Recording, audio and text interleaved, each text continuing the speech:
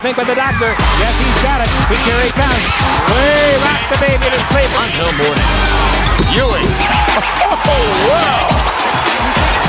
Oh, he's going to try to get one more shot off the last push. The ball's there.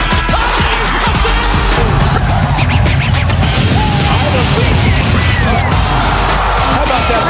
Steps over Toronto. Really thought about three. He'll put up that three.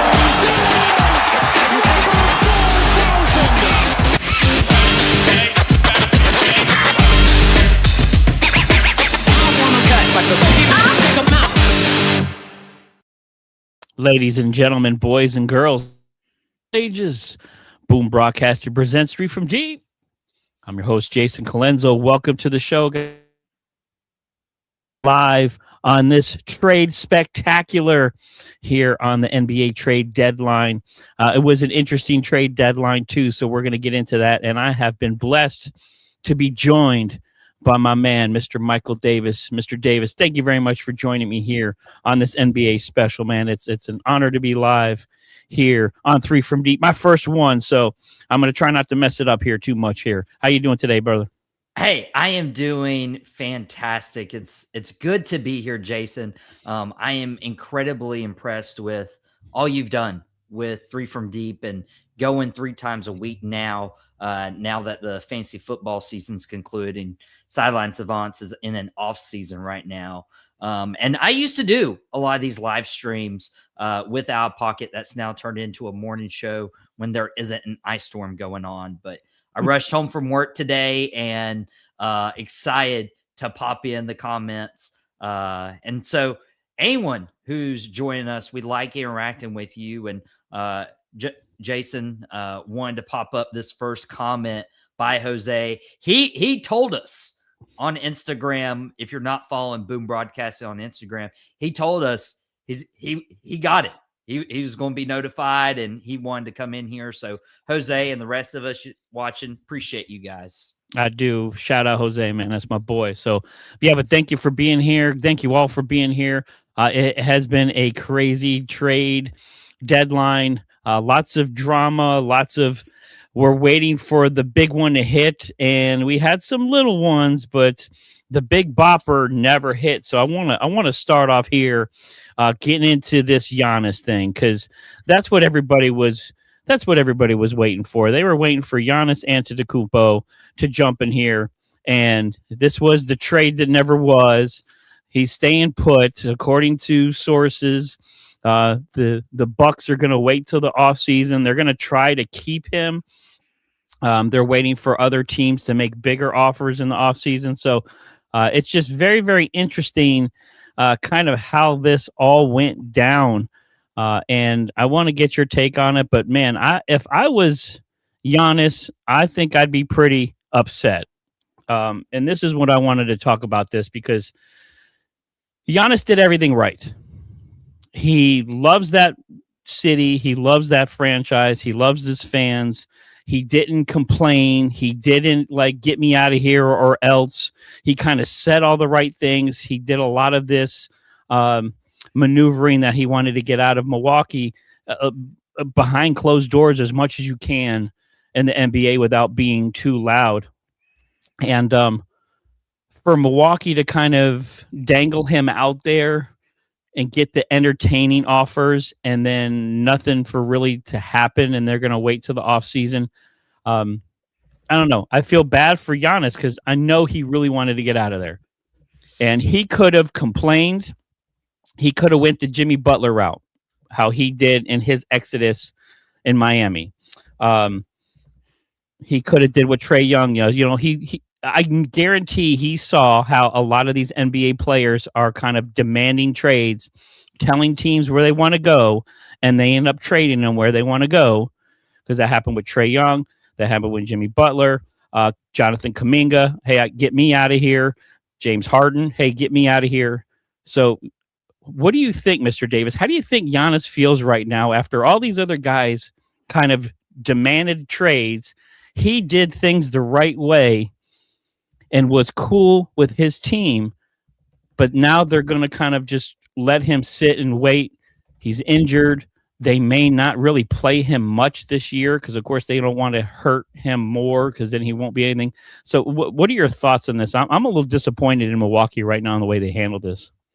Well, of course, you bring the Miami Heat guy on, and you're going to bring up the Giannis trade that never happened. You're going to bring up Jimmy Butler souring the relationship on his way out. It's tough. And for somebody like Giannis, and the NBA nowadays is, not what it used to be. It's not the Dirk Nowitzki who stays with the Dallas Mavericks. It's not the Kobe Bryant who stays with the Los Angeles Lakers. It's the era of moving around. And a lot of people credit LeBron James for creating that atmosphere, but it's not just LeBron. It's just the entire western side of the globe. Everybody's not going to stay in a career or a company for 10, 20, 30 years. A lot of people are like, hey, let me get 2 years here. Let me get 2 years there. Let me get the experience. Let me get the time. And for Giannis, in Giannis's case, he actually did bring a championship to Milwaukee, something James Harden can't bring, like our boardroom rivals mentioned in the comments. Giannis brought this team a championship. And Right. now you start seeing, hey, they trade away Chris Middleton. Everybody was like, Chris Middleton's not a good player. He helped the Bucks get to a title. But where are you going to replace him with? You got Damian Lillard, right? Dame didn't pan out there, get shipped away back to Portland. You have just all these different guys that you haven't really surrounded Giannis with anything, and nobody who can get you over the hump. And so if Giannis does want a change of scenery, he deserves it. I mean, he brought you a championship. What more do you want? And he's always wanted to live in New York or a Miami or an LA, like one of the bigger cities as a born superstar. But for this deal not to get done, and now you have like this weird, I don't know, are we going to feel weird watching Giannis play for the Bucks the rest of this season because they don't look like they're going into the playoffs, but this is your star player who did bring you a title to the city, and he was in trade rumors. Like, this isn't a Tyler Hero year after year after year. This is a Giannis Antetokounmpo, former league MVP, could win MVP any year that he plays, and you're going to, fish him around for whatever you get. And the deal wasn't good enough, and they decided to keep Giannis. But yeah, I feel like this could do more damage than good, and probably they get even worse deal in the offseason if they choose to do so. And I don't know. Like I said, I would be absolutely angry and furious if I were Giannis at the Bucks for doing this, because I'm sure a lot of this stuff leaked. Need to be. He was trying to be as cool as possible. That didn't happen. But I also get it. Look, the Bucks, when you get into the offseason, some of the main player teams like the New York Knicks, the Miami Heat, the Knicks get some extra draft picks in the summer. The Miami Heat, y'all go from 2 first-round picks to 4 first-round picks in the summertime. So the Bucks are just hedging their bets on people really wanting Giannis, that once the offseason comes around, those deals that they made or tried to make during this trade deadline may be a little bit better and a little sweeter down the road here in the offseason. So I kind of get it from the Bucks perspective. They're trying to make the best deal. Look, Giannis Antetokounmpo is one of the top 5 greatest players in the world right now. So you are getting an amazing superstar. But when you look at what Luka Doncic went for, it's like, you can't tell me the Milwaukee Bucks did not get an offer better than that offer. And Luka and Giannis are, to me, are kind of right there. They're all, even though Giannis got them a championship, Luka is just as great of a player. So you mean to tell me there wasn't that kind of deal out there to make your superstar happy, who gave you everything? Instead, you're going to play him like you're living with your ex-girlfriend. You guys just broke up, but you got to sleep in the other room, and you're just going to keep him around until the off season, just because you want to get a couple of extra draft picks. I get it. You're trying to improve your team, but I don't know. I think Milwaukee did him pretty bad, and if I were Giannis, I would not be happy right now, because he could be in Miami. He could be in New York. He could have been with the Minnesota Timberwolves. I guarantee those teams made some pretty solid offers, but I think the Bucks were looking and getting greedy with their humble superstar. Well, Jason, let me throw this out at you, because there was a rumor last year after Luka Doncic got traded to the Lakers, and everybody was like, what? We didn't know he was on the table, that the Mavericks were secretly shopping him, and reached out to Milwaukee and was like, hey, what would you think about Luka for Giannis? And Milwaukee hung up the phone. And none of these deals a year later, now that Giannis was, reportedly on the trade market, none of these deals were as lucrative as Luka Doncic. And so you're telling me that it's going to get even more lucrative the more that he is rumored to be in these trade negotiations in the summer.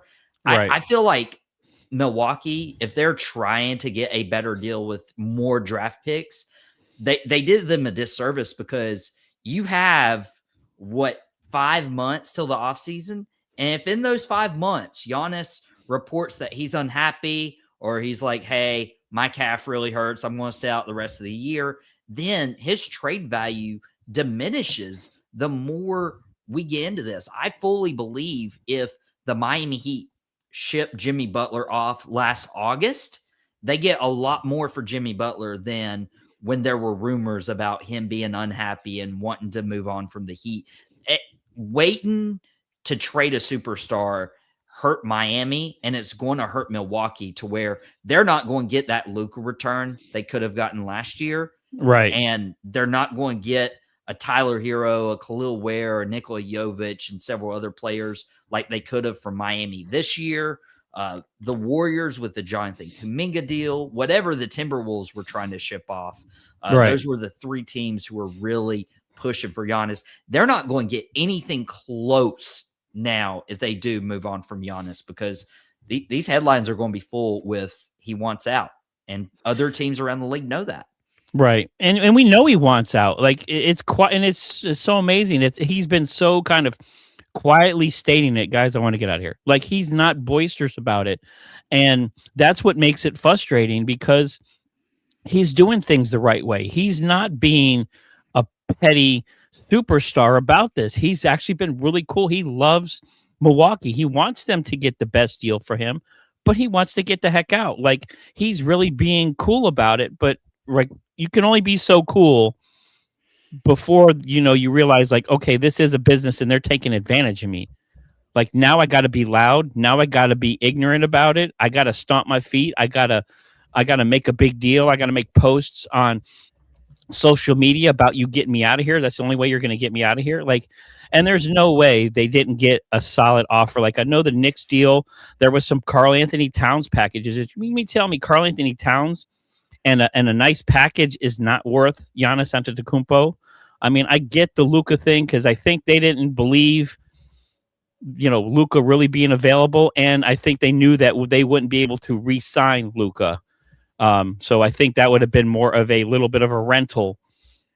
So I kind of understand why the Bucks didn't want to kind of get into that, but they just did Giannis wrong. This is a disservice to a great superstar that could have finished this year on a playoff team instead of toiling at the bottom of the East. The Bucks aren't going to do anything, and they're not going to play him.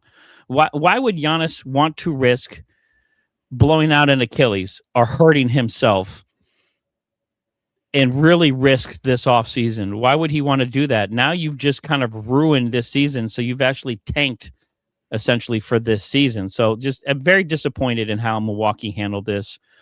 Was hoping that Giannis would land somewhere where he would be happy to play basketball again, whether it would have been Miami, New York, Minnesota. I know there were some other teams in the mix, but yeah, this was just not cool.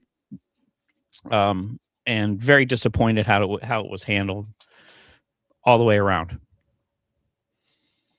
Terrible. And I don't think he's going to play another game this year. I mean, him and Doc Rivers, I don't think that relationship's very good either. So, and then there's another trade that didn't happen too, but we'll talk about that here in a little bit. But I also want to get into a trade that did happen. So we're going to get into this new look Wizards team. Abracadabra, man. DC is delighted. We finally have a reason to go show up to a Washington Wizards game because, of course, we have the Anthony Davis trade that just went down. Anthony Davis goes with Jaden Harden, D'Angelo Russell, and Dante Exum for Chris Middleton, AJ Johnson, Malachi Bagley III, 2 future firsts, and 3 seconds. So you talk about a haul. So now that was a pretty decent haul. So if you kind of look at the Luka trade now, this is the new updated version of the Luka trade for what they kind of got for him. And then they flipped Mr. AD. So I don't know if that's any better because you got this for Luka, but this Wizards team really intrigues me now. This is huge for Dallas, first of all. They shed over $70 million in cap space for the 26-27 season. So you talk about building a franchise around Cooper Flag. You now have some cap space to do that. You also save about $230 million in payroll and taxes moving forward, too. So for Dallas, getting rid of AD, getting some players back in return, getting some draft capital back in return, you now have room to build around Cooper Flag, which is what you want to do. Cooper Flag is phenomenal. That guy is unbelievable. Going to be rookie of the year. Love it. Does this now, let's talk about Dallas real quick here, but does this make Dallas a destination now that they have some cap space? Are players going to want to come play with Cooper Flag?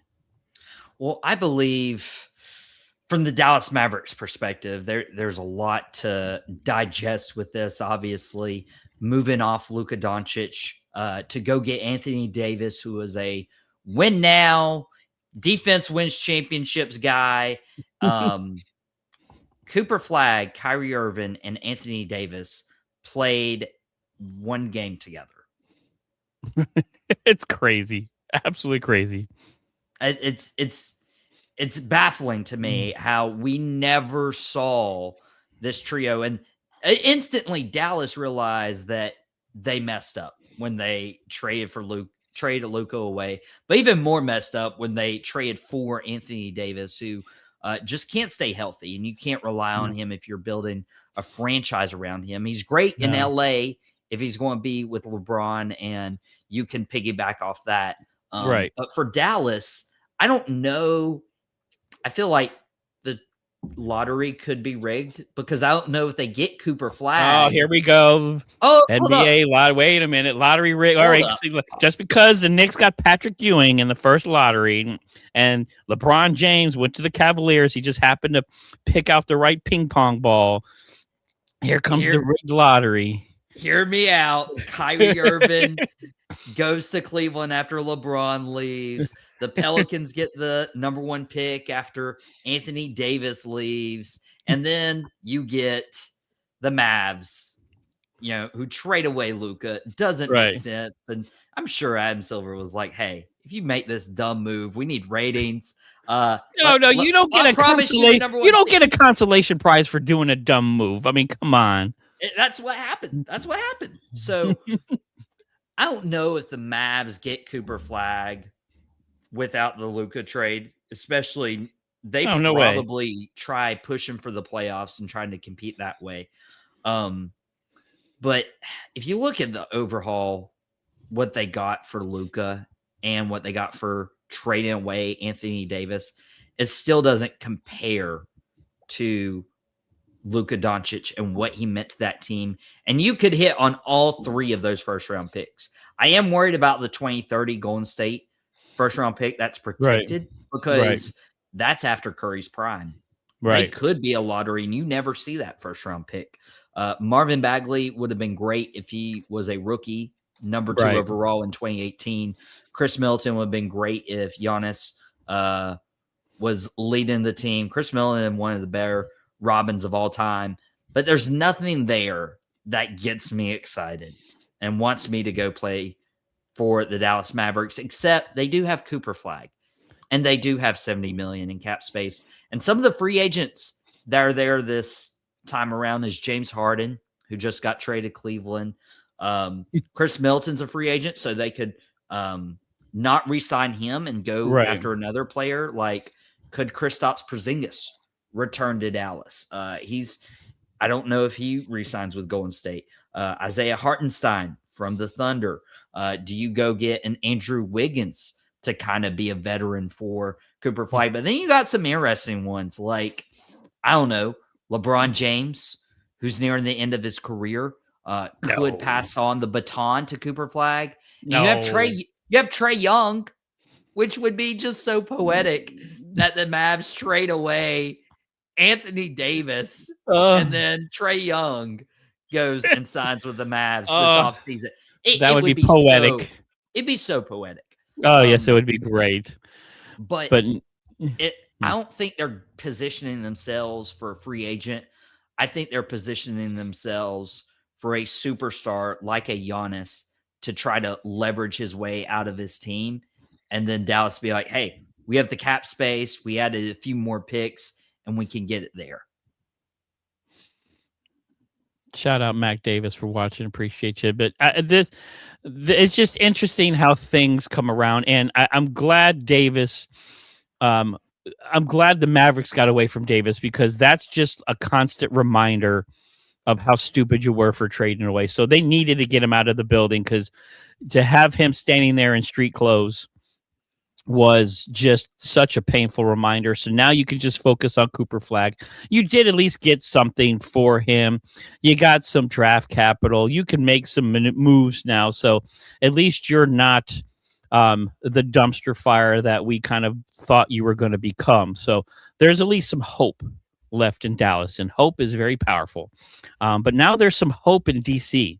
I'm up here in Northern Virginia, and again, to get up and drive an hour to watch a Wizards game, I'd rather sit at home and watch it on my big screen TV and save the money. So now I think this Wizards team, if they could get healthy, you got Trae Young, Trey Johnson, Keyshawn George, Alex Sarr, a great young player. You get a healthy Anthony Davis, which is almost laughable to say. This Wizards team can kind of be something. Trae Young dishing it out to Anthony Davis. You got some great young players. This Wizards team has a chance. And I like it because their GM, Will Dawkins, who started there in 2023, was spent 15 years with the Oklahoma City Thunder. So you talk about an organization that knows draft capital, knows how to make moves, that knows how to run a tight ship. Man, that Oklahoma City Thunder team is stacked. They have draft capital like crazy. Their GM has done a phenomenal job. So for Will to come over here to Dallas, I think he's bringing some of that vibe, some of that OKC magic here to the Wizards, and he's putting his chips all in. Look, you got to try something. The Wizards have been trash, literal trash, for years now, and they've tried to throw some stuff at the wall, and it hasn't stuck. So for them to go out, at least get Trae Young, they go out and get Anthony Davis. Didn't cost them too much, but on paper, we may have something here where the Wizards can actually compete in the East now. So if these guys are healthy, do you think this Wizards team could be something special and become I don't want to say a beast of the East, but more respectable in the East than they have been? Jason, you bring up a good point. Are we turning on NBA 2K and setting the injuries for off because shout out Sean, by the way, from WOD and It Stinks. But that's the only way this works. Yes, I know. I Yeah, mean, you gotta get on NBA 2K, PlayStation over Xbox, and you have to turn injuries off. And even then, I don't know if you're making it work because Trae Young can't play defense in an offensive-minded NBA, and it's so laughable. I wanted to bring up this stat. And I'm very, very thankful to be a guest on Three from Deep today. So I was doing some research yesterday in preparation that I could get on here. But the NBA has instilled a rule for end of season awards. Players have to play, and I'm correct on this, 65 games of 82 to be eligible for these awards. Anthony Davis has played 20 games this year. He will miss that mark even if he was to play every single game the rest of the way. He's only played in 20 games. He has 20.4 points per game, which is a career low ever since his original season in the NBA, his rookie year with the Pelicans back in 2012, 2013. They were the Hornets at the time, just FYI. Right. So he's doing a career low in points per game, but he has not hit that 65 game threshold. He's only hit it once since the 2018-19 season. Right. Prior to that, he played 75 games. He had a career high 28.1 points per game, career high 3-point percentage, career high in minutes. But he has only played more than 65 games once since then. We are quickly approaching how many seasons? That would be 8-9 seasons since that year. There's so much that's changed in the NBA since that time. Anthony Davis is what the Mavericks saw as soon as they traded for him. Instead of going off his name value and being a top 5 defensive player and top 5 overall player, he's just not reliable at this stage of his career. He's a big man. He turns 33 next month, and his knees aren't there. He could slip, and we call him Glass Davis for a reason. Mr. Glass. He's just not going to be – he's not going to be somebody who can turn your team around. And so what you're going to have to do is you're going to have to rely on Trae Young to be that guy. And with Trae Young, he can't put a team on his back. He tried with Atlanta. He failed. But even more so than that, he's not going to have the defense if Anthony Davis is in on the floor. Right. And so to me, players aren't going to want to come and play with Trae Young and Anthony Davis. And Trae Young may even be on his way out next year. He's a free agent this season. What Washington did was trade away a lot, and they are probably going to have the worst return on investment in a trade in NBA history. I don't know about that. It's going to be interesting. And I think the Wizards are motivated to sign him because they need somebody cachet. They need some players. Now, with Anthony Davis, I think if they treat Anthony Davis like Joel Embiid, so you can see what Joel Embiid has been doing in Philadelphia, who has kind of mirrored Anthony Davis, been a great player, but always hurt. Body always fails him. They've been really restricting Joel Embiid. They've been playing him sparingly. They've been kind of watching minutes and that kind of stuff. So now that you have Sarr there and you can kind of flip-flop, put Anthony Davis, I think if the Wizards do this right and they kind of – Anthony Davis doesn't need to be the workhorse anymore. They got some young talent there. You let the young talent eat up all the minutes, and you sprinkle Davis in there. You make sure Trae Young stays healthy.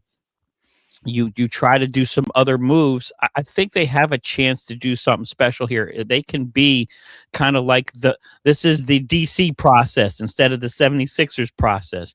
I think if they treat Davis like the 76ers are doing Embiid, I think they have a shot here, but they had to do something. Nobody's No, free agents aren't flocking to DC. They had to trade. They had to make some kind of moves. They had to do something because that franchise was floundering. So I give them kudos for at least trying. Again, on paper, this has potential. Whether it's going to come to fruition, I don't know. That is remains to be seen. This is a next year thing, so they need to get everybody healthy. We'll see what happens. We'll see if they can make some moves in the offseason. But if you can get Anthony Davis to buy in where he doesn't need to be the dominant big man, just play your role, stay healthy, get us a little double and be a leader on this team and be a veteran presence, I think they have a chance to make this special. You look like you're ready to explode. And one other thing with this that we've ignored is Anthony Davis was outspoken about being unhappy with the Lakers because he was playing the 5. Like, I don't know if Anthony Davis is going to love his role with the Washington Wizards, because with this potential starting lineup, he would be the 5. He would have to be playing the center, and that's not where he's most dominant right now. Yeah, but I think being wanted is more important than, hey, I'm going to, like, he can't demand anything. He's not in a position to walk in there and go, I'm the dominant Anthony Davis. This is what I play. This is how you're going to play me. I don't see him doing that. I think there's going to be some humility there where he wants to just get on the floor and he's happy he's wanted. And he wants to show people he's still a good NBA player. So I don't know. I'm giving him the benefit of the doubt. I mean, because that's LA too. I mean, that's a whole different world. You're in a whole different environment now, and he's gone through some pain since then. So a lot of times that changes. You look at like a Russell Westbrook, who always wanted to be dominant, and then kind of like, okay, I'm cool with coming off the bench. I'm cool with doing it. I mean, so sometimes in your career in the NBA, you have to be ready to adapt and to be humble and go, okay, this is my new role. I'm not the same guy I was 10 years ago. I got to do something different to make sure I have some more longevity in my career. So I could see this still working again. And I think Anthony Davis, I'm going to give him the benefit of the doubt. I think the Wizards need some help. I still wish they would rebrand. I hate the Wizards name. I'd love to bring the Washington Bullets back. I know why they changed it, but man, let's pull the throwback Bullets jerseys back here. I'd love to see the Wes Unseld jerseys. Let's bring those back. But at least they did something. The Wizards have been toiling in the toilet forever, so I give them some credit here. I would trust the Wizards of Waverly Place over the Washington Wizards team in the NBA. Oof. Okay. We had some other breaking news. And again, this is another guy that wanted to get out. Yes, Mac, bubble wrap time. Anthony, there's not enough bubble wrap in the world for Anthony Davis. You need like the John Travolta Boy in the Bubble 1970s. You got to put that around him there. So shout out. But we had Mr. Jonathan Kuminga got his wish, is now no longer a Golden State Warrior.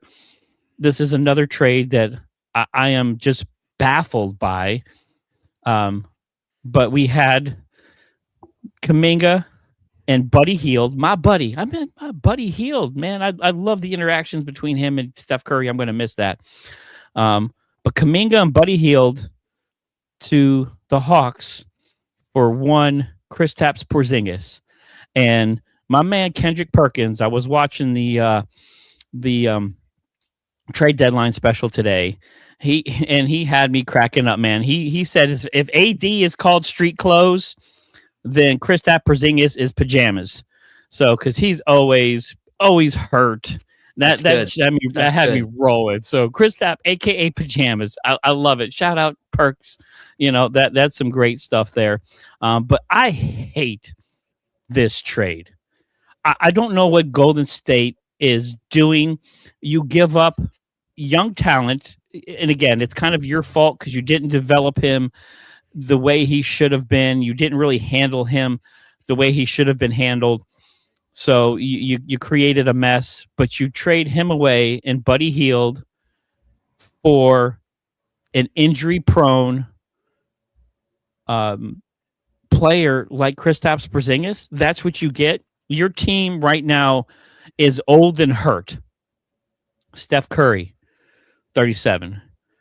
Jimmy Buckets, 37, 36, 37. Draymond Green looks like he's 157 years old.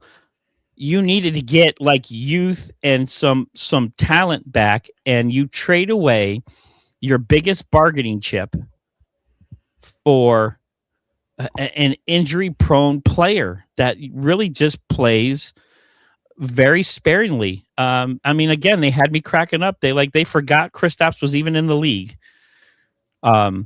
This is a great trade for the Hawks because you get a great young player to pair with some phenomenal talent that they got going on there in Atlanta, and you get a vet in Buddy Hield who can give you some points. He's not consistent, but he's still a solid NBA player. But Porzingis has only played in 17 games. There's not a lot of value there. You didn't get no draft picks, nothing else. Michael Davis, I hate this trade. I think this is the dumbest thing the Warriors have done. I think this just sealed their doom. If I was Steph Curry, I would want to get out of the Bay. I don't know, and I hate this trade. What are you thinking? I am on the complete opposite side of this. Really? What? This deal. And it makes sense, okay? Now, we just talked about whenever there is a disgruntled player, you usually get less for him. That's what Jonathan Kuminga was. Kuminga was outspoken about wanting to get out of Golden State. Right. Now you have Kristaps Porzingis, who we just claimed played 17 games this year, 12 starts, 24 minutes, averaged 17 points a game when he played. You have Jonathan Kuminga, who didn't play much more. He's only played 20 games this year, 23.8 minutes per game, and 12 points. And then you add Buddy Hield to it, which Buddy Hield was like, okay, he was the Timu version of the Splash Brothers over with Steph Curry. But in 44 games, he's only started 3 times. And this would mean more if he was dominant off the bench. But he plays 17 and a half minutes a night for 8 points. Buddy Hield also shooting 34.4% from beyond the arc, which is where Golden State's specialty is. Kristaps Porzingis, when he has been shooting, shoots higher at 36% from 3. So what you're telling me is, yes, we can say Kristaps Porzingis is injury prone and hasn't been available. Well, neither has Kuminga, neither has Buddy Hield. In the way that the Golden State Warriors have needed them to be, Kristaps Porzingis helped Boston win a championship when healthy, and Kristaps can expand the floor. Kristaps coming in keeps Draymond Green on the roster for now. Their styles don't clash, but allows the Golden State Warriors to say, hey, if it is time to move off Draymond this offseason, at least we have Kristaps Porzingis, who can not quite the same player, but still provides them a big man who can be productive. I actually see what Golden State was doing. They saw Giannis was not being moved from Milwaukee, pivoted, got rid of Kuminga, who didn't want to be there, and brought in somebody who helped the Celtics win an NBA championship not long ago. He was on the championship team. I don't know about help. That's a little bit of a stretch. But again, the Kuminga thing, to me, that was more of Golden State's fault on not really developing him and playing him the right way. It's not like he didn't play because he was hurt. He didn't play because they didn't play him right. I think there was some issues there with Steve Kerr. Didn't like maybe his work ethic. I think there was some behind the scenes drama with that dynamic there. But I think you could have gotten so much more for a young, talented player like Kuminga. Healed is just a fill-in. He's still a solid player, but I think he was just more of a fill-in. But again, you got in return a guy that just is not available, and the best ability is availability, and he's not available. So what good is Kristaps Porzingis going to do for Steph Curry? He's on his way out. This team is getting old. This team is getting they're not close anymore, especially in the West. And I would have thought, like, hey, let's at least get some draft picks. Let's get a fill-in player and some draft capital. So down the road, we can at least start rebuilding once these guys are really gone. And you did absolutely nothing. You traded away your best bargaining chip for Mr. Pajamas. I mean, I don't know. Like I said, I hate to trade. Golden State has done some weird moves. This doesn't make any sense. I hate that they traded for Jimmy Butler. Again, you just keep getting older and older. I mean, come on. You got to get a youth movement in there. You got to get some capital. You got to get a reason why people would want to come play in Golden State. Because right now, you're not an attractive destination. How many free agents are knocking down the door to go play in Golden State? There are so many other more attractive teams out there to go play with. You're not going to go play with Steph Curry and an old Draymond Green, a broken down Jimmy Butler, and a guy sitting on the bench wearing unicorn pajamas. So I don't know.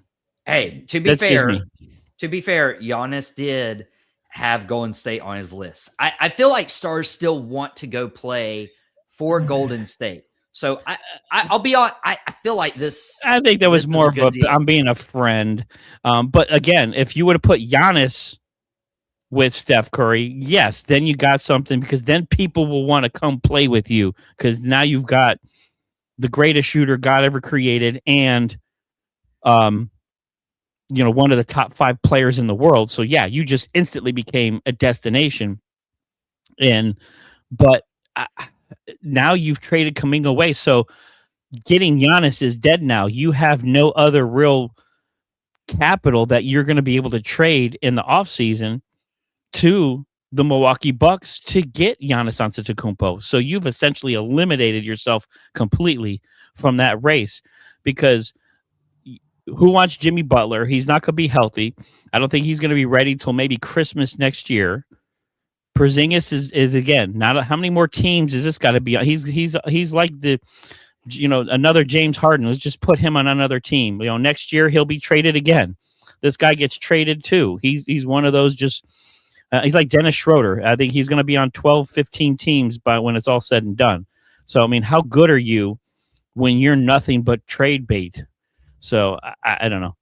Hey, Porzingis does not deserve to be compared to James Harden. Porzingis isn't requesting a trade, wearing a fat suit, go and team up with all his buddies. Okay, all right. Porzingis is just not available as much. He'd be more comparable to Anthony Davis than he ever would be for. Yeah, I guess so. I guess. Well, it's hard to compare him now, because even then, Anthony Davis was one of the top 10 players in the NBA when he's healthy.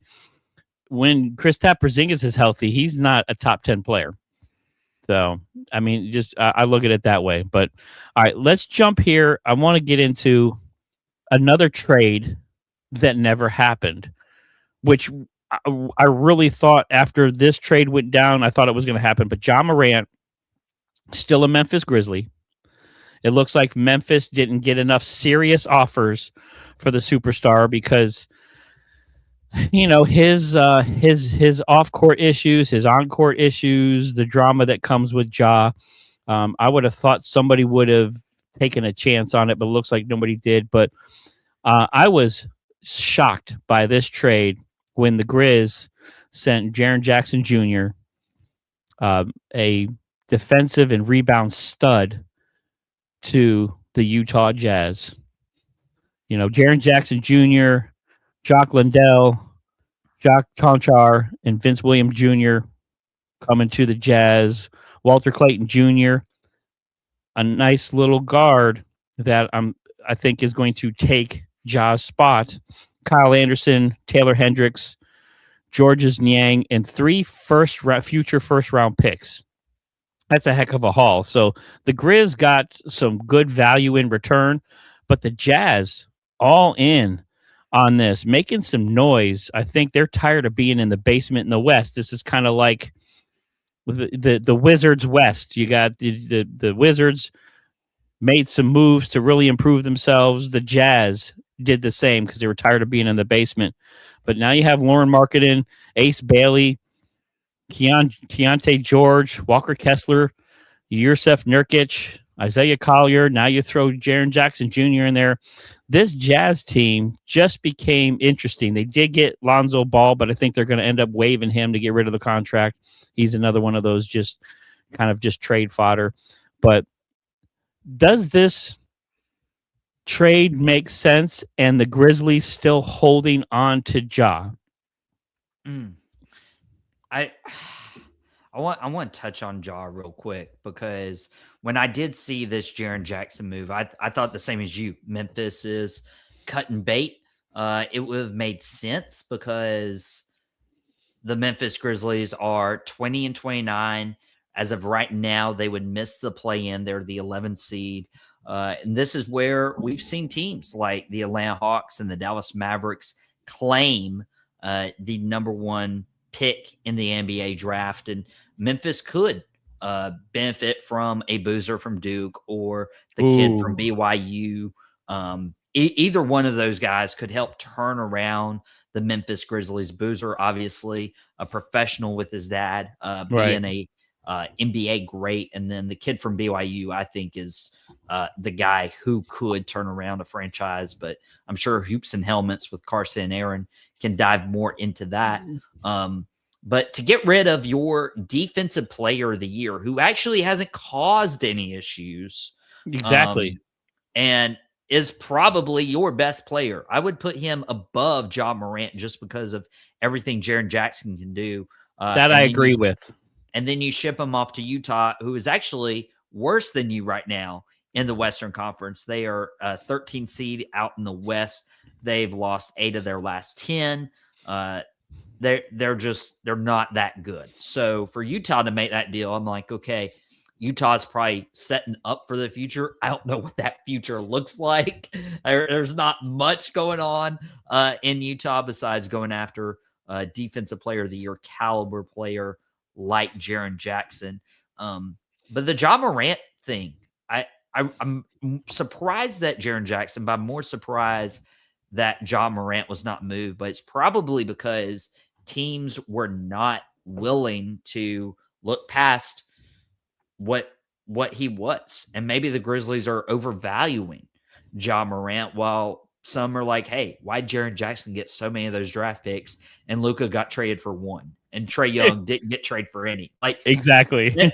That's what they're probably thinking. But Ja Morant, with his off-court issues, his injury history, his contract, I heard the Miami Heat, and this is from the Miami Herald, that the Miami Heat discussed trading for Ja Morant internally, but decided not to pursue him for those reasons, his contract and a injury history. But Memphis was asking for a first-round pick, Terry Rozier, which Rozier would have been more cap room to make the deal. And then they wanted Khalil Ware, second-year pro who's really come on for Miami, or Jaime Jaquez Jr., who has really come on as a third-year player and is vying for a 6th Man of the Year award.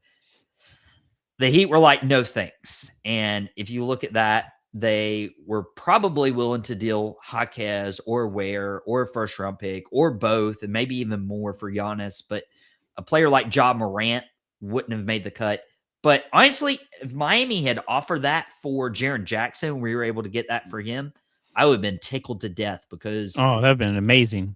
I mean, I don't think Jaren Jackson makes noise and doesn't make a difference for Utah in terms of how deep that Western Conference is. But in terms of player for player, I value Jaren Jackson a lot higher than Ja Morant. Right. And I think he makes Utah better. And again, it's Yep. Yeah, Hey, amen. Amen. hire him. I'll hire him right now. Amen. We're sitting in a room and we know that more than them. But I really was surprised because if there was any team in the league with a culture that could have taken John Morant and made him the player where we really think he is, because he is a phenomenal talent.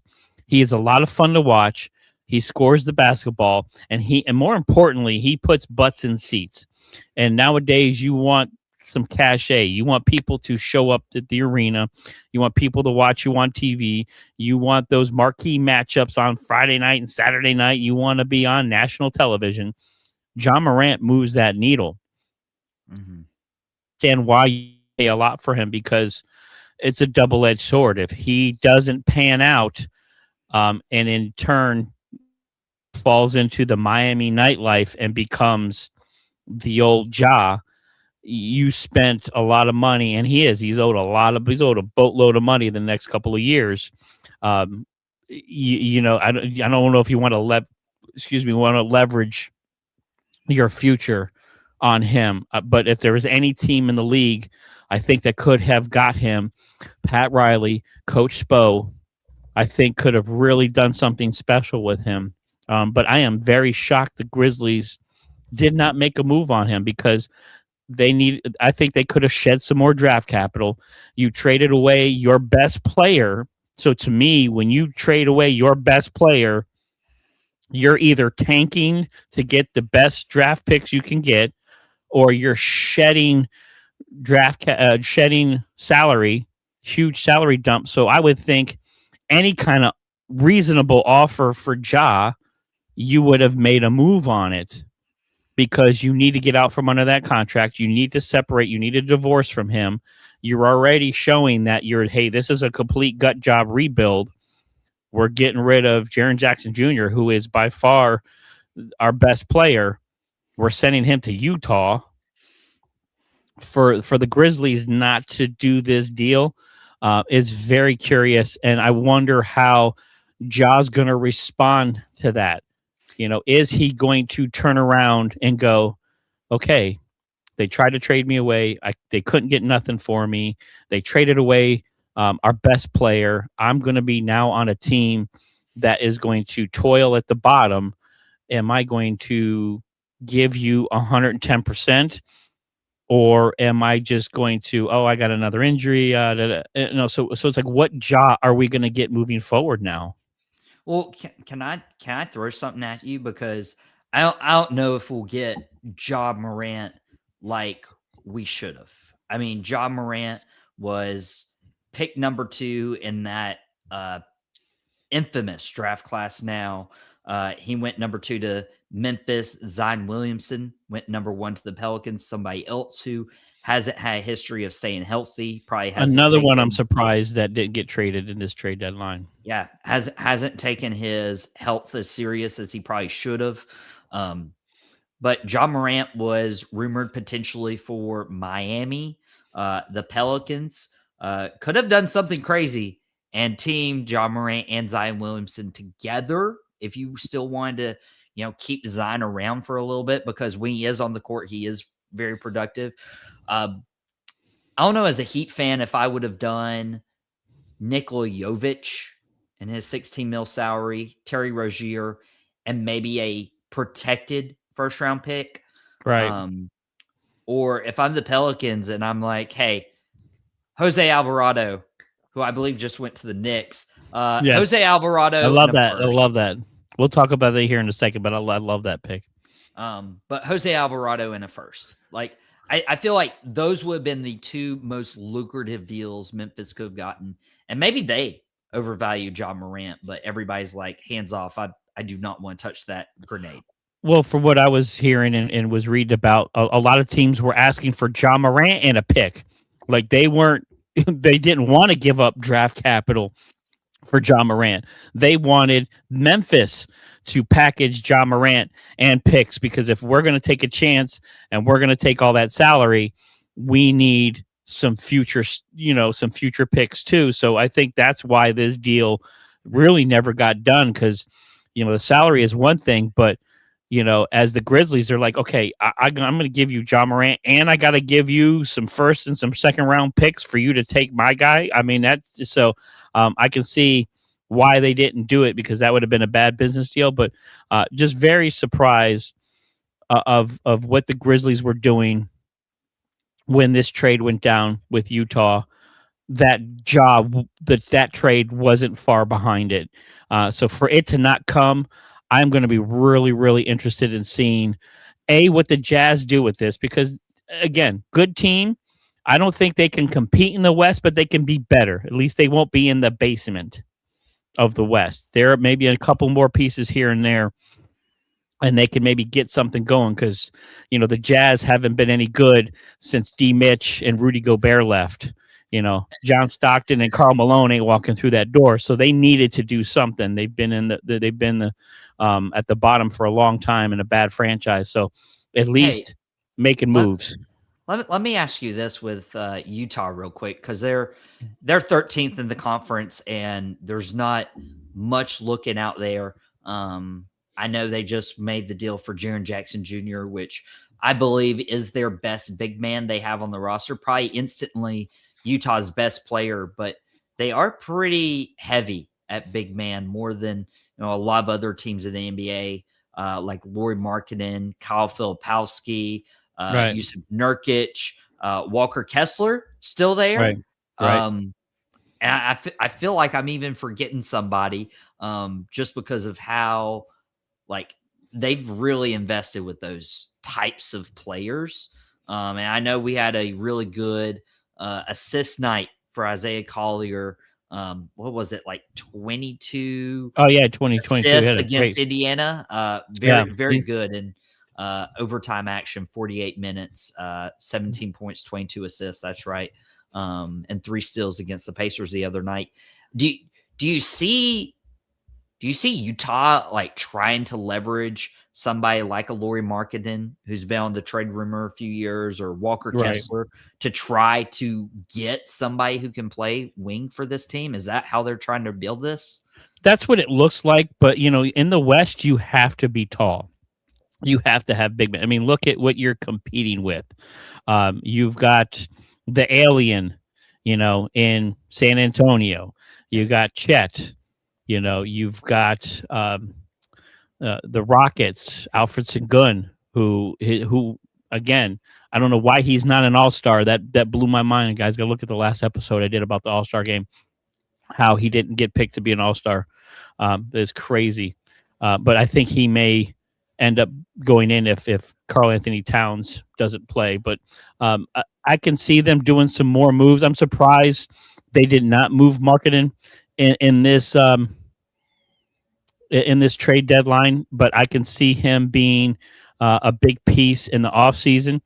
Don't be surprised if Utah gets involved in the Giannis sweepstakes and starts making a package for that. But yes, I think Utah wants to make some moves because they want to be relevant again, and they will definitely leverage some of those big men to make some more moves. I think this move was a good piece.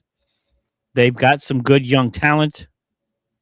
I think this offseason is really going to be where you're going to see the Jazz make some bigger moves. But it's first round pick like candy, unlike the NFL. How does it, Mac? I don't know, man. Sometimes the way the NBA values picks just boggles my mind a little bit. So the NFL is completely different when it comes to that, because development wise, especially those first round picks in the NFL, those guys are starting. They stay 3 years in college.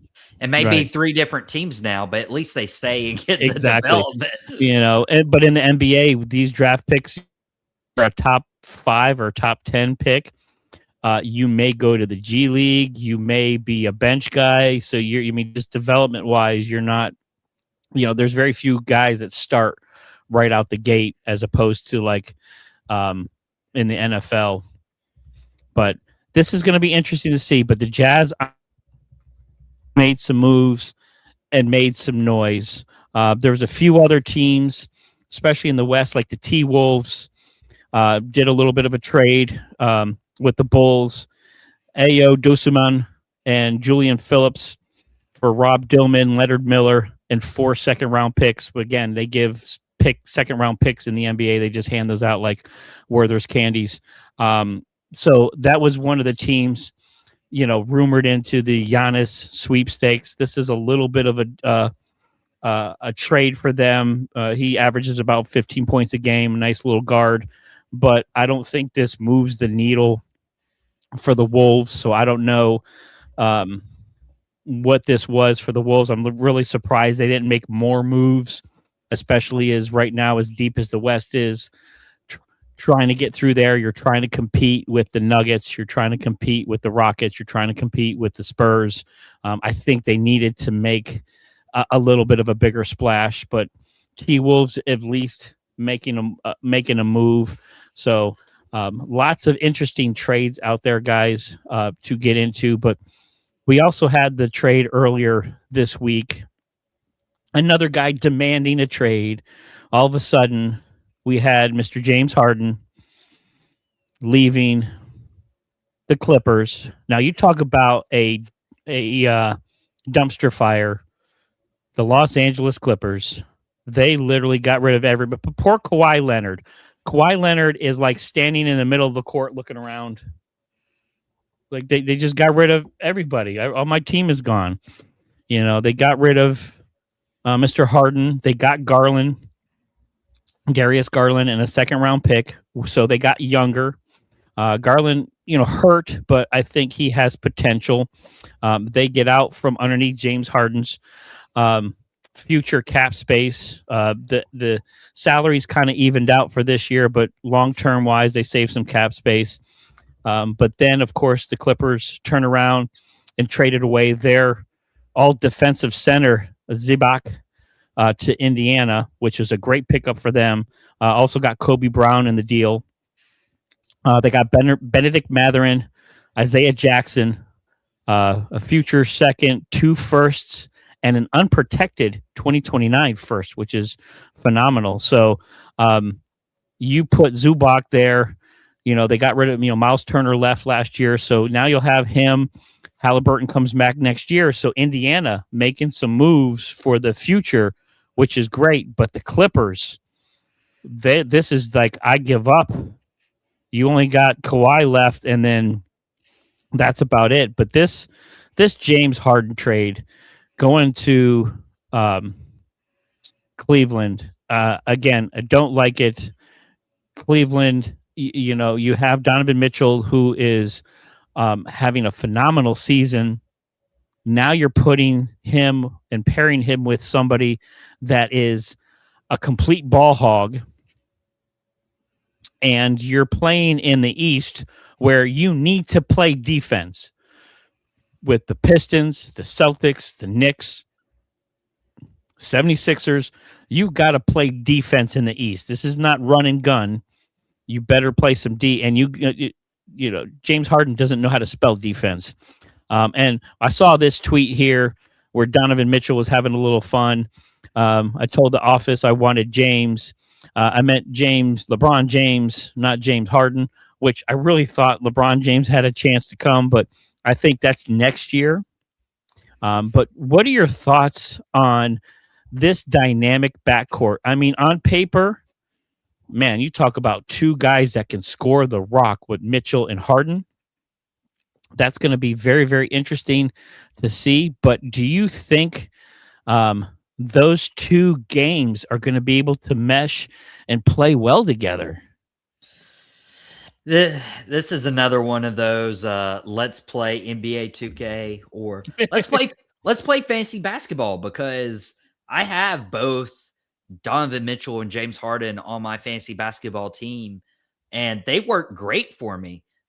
But that's fantasy basketball, and they're playing individually. It's not real team basketball. And Right. looking at the makeup of this Cleveland Cavaliers team, you have Donovan Mitchell, who is the star of the Cavaliers.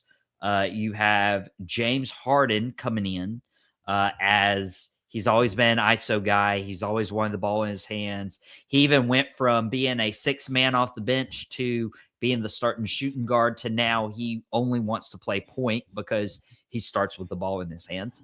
Right. And then you have two defensive masterminds, namely Evan Mobley. And then you also have Jarrett Allen. Yep. Who I think is underrated in this league. Yes. But the Cleveland Cavaliers, they are 31-21 in the Eastern Conference right now. That lands you as a 4 seed. Boston's playing a little bit better than expected. Detroit is probably last year's Cleveland, who had a lot of regular season success. And then you have the Knicks, and I just won't upset you since I'm a guest on your show tonight. You're okay. I won't kick you off. But with the Cavaliers making these moves, I don't think Darius Garland was bad. But I think just acquiring James Harden is going to be a bad move for this team. And I'll tell you why. James Harden has constantly wanted to move. And I believe James Harden is a free agent after this year. Yep. He was in OKC. He wanted to be the guy, so they trade him to Houston. And then James Harden spends a long time in Houston, notably, up until 2020. And then he forces his way into Brooklyn just 8 games into the season. But Houston, he's wanting Chris Paul. He's wanting Russell Westbrook. He's wanting Kevin Durant. He's wanting all these guys to come play basketball with him, and just continuously chokes in the playoffs. And this is when he was playing a lot. This is when he was playing a lot. He played 68 games that 2019-20 season, his last full year with the Houston Rockets. But he gets to the Brooklyn Nets, and then he's there for a season. Then he forces his way to Philly, and then he's there for a season or two. I think a season and a half, actually. And then he forces his way to the Clippers, even though he may have wanted to go to the Phoenix Suns. But with Brooklyn, you got the Durant, you got the Irvin. With the 76ers, you got Joel Embiid. With the Clippers, you got Kawhi Leonard, and you bring in Chris Paul. There's just no dog in James Harden. There's no dog. He doesn't want to be. There is. Guy. It's that 3-legged dog that you keep in the neighborhood that doesn't really, but you just kind of keep him around, and everybody kind of helps him out a little bit. Look, James Harden is a phenomenal scorer. He's going to be a Hall of Famer. Not putting that past him. He can put the ball in the hoop. Should he be a Hall of Famer though? You have to. I cannot fault. Look, I'm not going to be the old guy, get off my lawn stuff.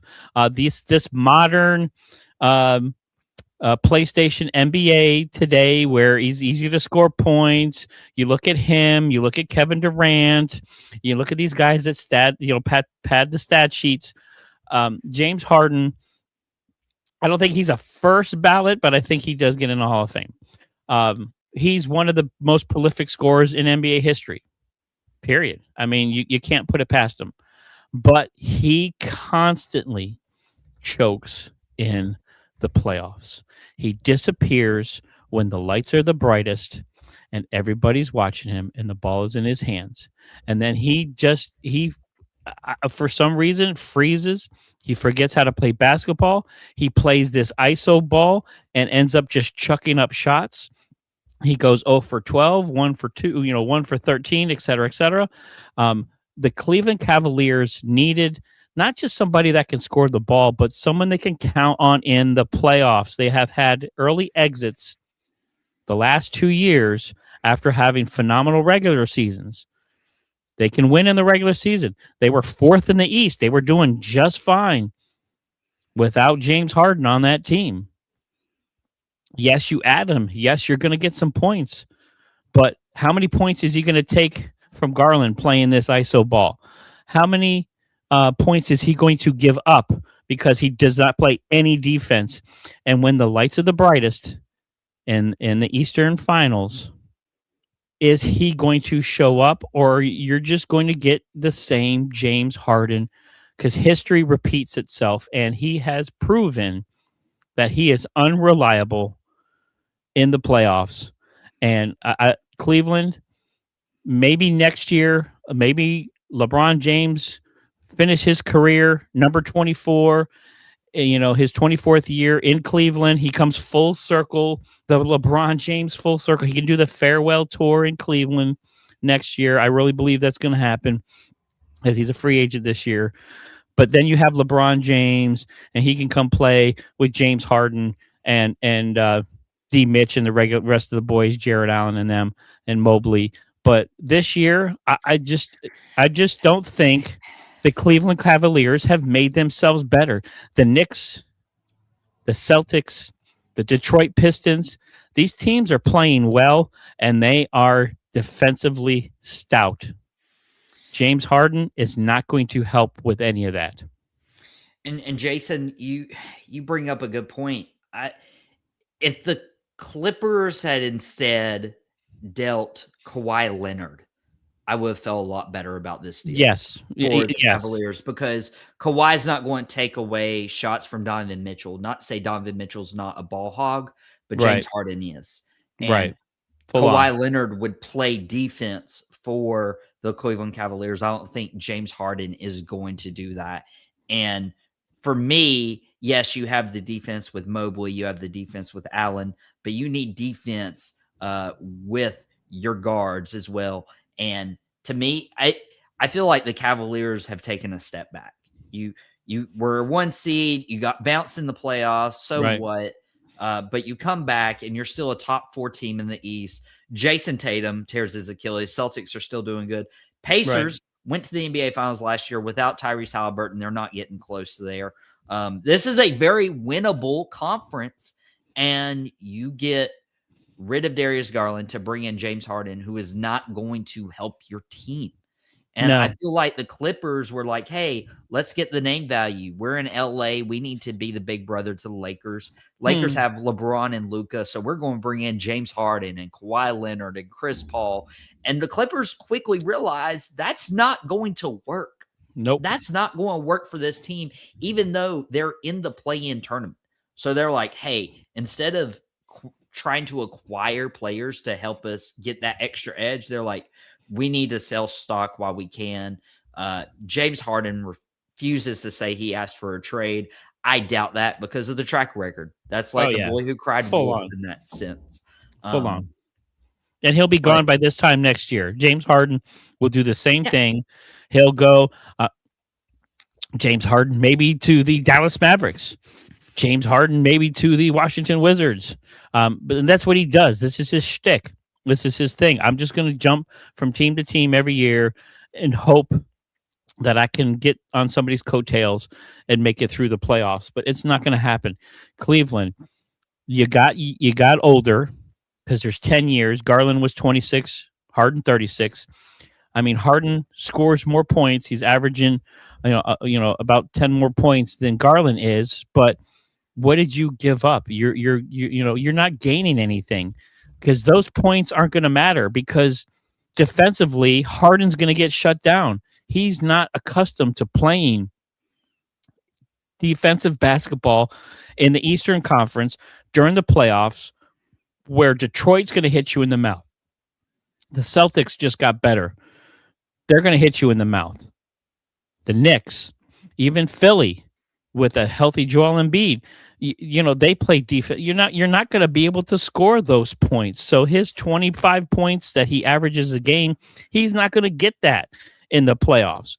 And he's a defensive liability where you pride yourself on getting rebounds and being defensive. So I hate this. I hate this trade. It was, I don't know why Cleveland did it.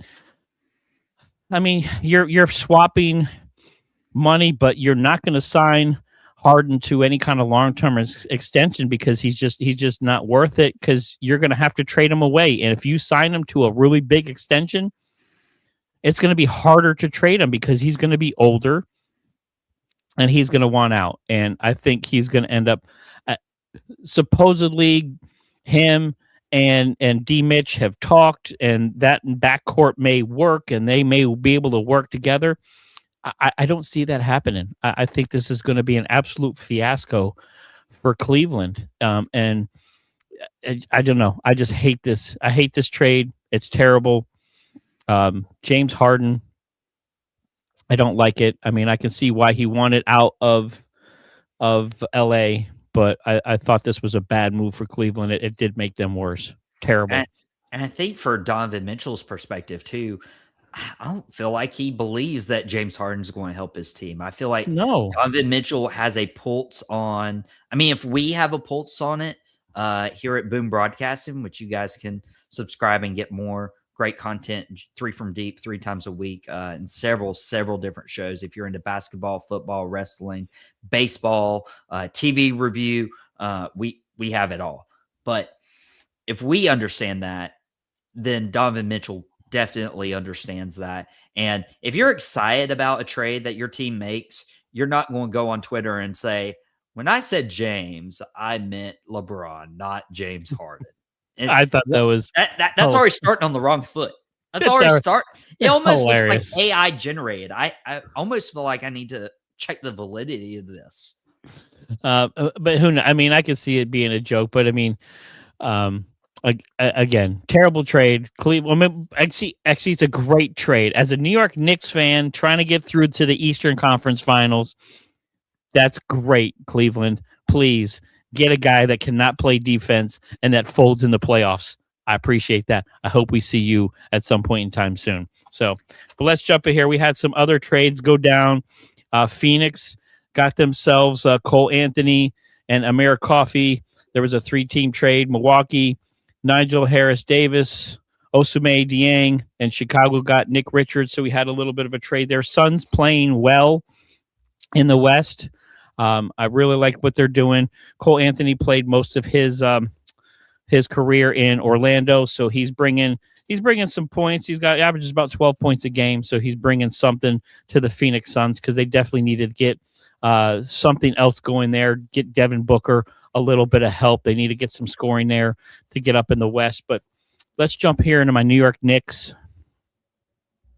Didn't make a huge move or a bunch of moves. I know they were in the Giannis sweepstakes, but a phenomenal win last night against Nikola Jokic and the Denver Nuggets.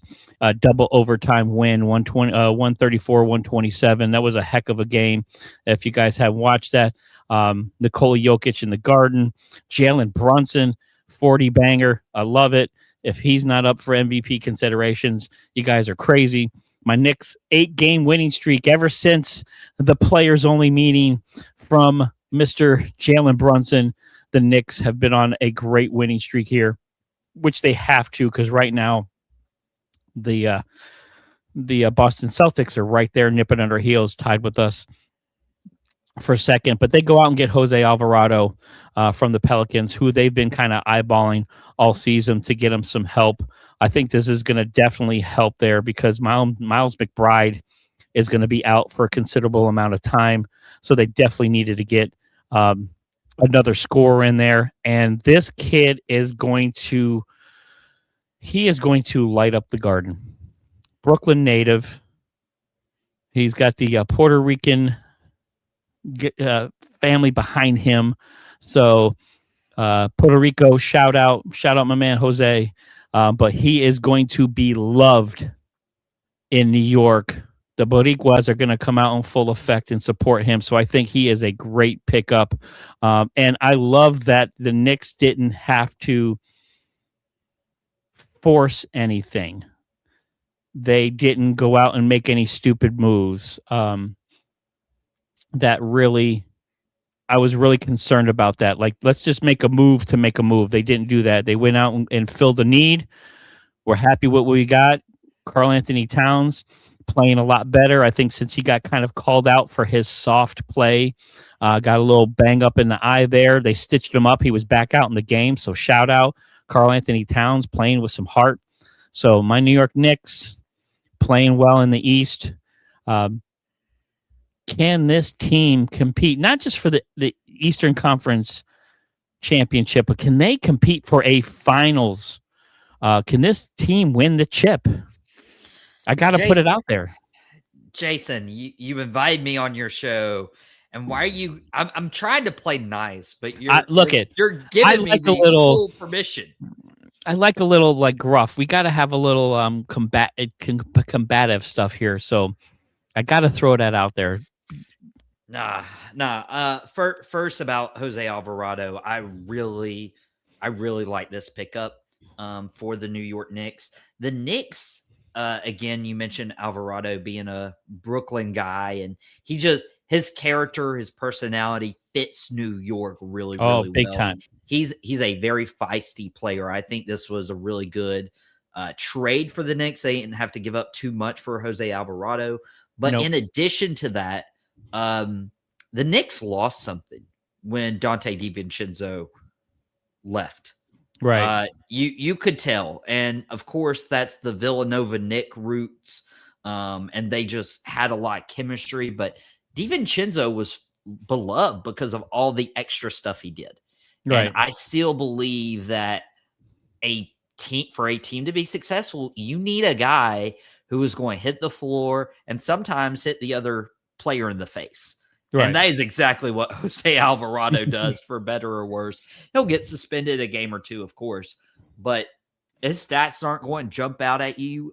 For his career, 8 points per game, 1 steal per game, shooting 35% from 3, 3 assists, and all this in 20 minutes throughout his career. His stats aren't going to jump out at you, but it's the energy that he can bring, and he's not expected to be the guy because you have Jalen Brunson, you have Josh Hart, you have Mikal Bridges. He's not going to have to be the guy. Miles McBride obviously hurting out for some time, but they have Jordan Clarkson, they have Landry Shamet, guys who can be veterans. Absolutely. Conchar stepping up too. So I mean, they have a good squad there. And again, with Alvarado, he's going to be the spark plug. Again, he's going to get when he comes in that game, he's going to be that guy that the fans are going to just go crazy of. Local kid, the Puerto Rican descent. He's going to that vibe is going to just totally help the Knicks and involve them. And the biggest thing we're missing with DiVincenzo, which I wish we would have. I would have loved to see the Knicks go out and try to get Klay Thompson because they're missing the 3-point shooting. I think they need that 40+% 3-point shooter, that guy at the end of the game that they need in the corner. If they need a deep 3, they can get it because, Brunson can get them, Karl Anthony Towns can get them, but they're not as consistent. I just think that's the other thing I think we're missing from my man Dante DiVincenzo. Besides the flash and the extra excitement that he brings, I think Alvarado's going to fill that. But I think we really needed that 3-point sharpshooter to just get us in those close games. Make sure that perimeter defense guys are starting to play and watching you on the outside, because when you have that 3-point shooter on the outside and other teams start playing more perimeter defense, that leaves down low open. So you got Mitchell Robinson, you got Karl Anthony Towns playing low. You can throw the ball down low and get some of those easy baskets. You got to be able to spread that floor. So I think that's the biggest thing the Knicks are missing, is they don't have that super deep threat like they did with DiVincenzo. But I think this is a great pickup for them. The Knicks are playing well, second in the East. I'm worried about Boston, worried about Detroit. They're all playing great. The Celtics made a move too. They go out and get Nikola Vujacic for Anthony Simmons. They swapped second-round picks, so they added some depth to center. I mean, I really thought the Celtics, without Jason Tatum, were going to be flat this year. And Jaylen Brown who right now to me is probably number one in the MVP voting. What he's done on that Celtics team with him, Peyton Pritchard, Derek White. Now you add another center, another rim protector on that team. That just makes them a little bit deeper. So really, really worried about this Boston Celtics team. And are you as impressed of how well the Celtics have been playing without Jason Tatum and how Jaylen Brown has really just carried this team on his back? Yeah, I love how you segued your way out of me answering if the Knicks were going to win, I just kind of had to pull that out of there a little bit.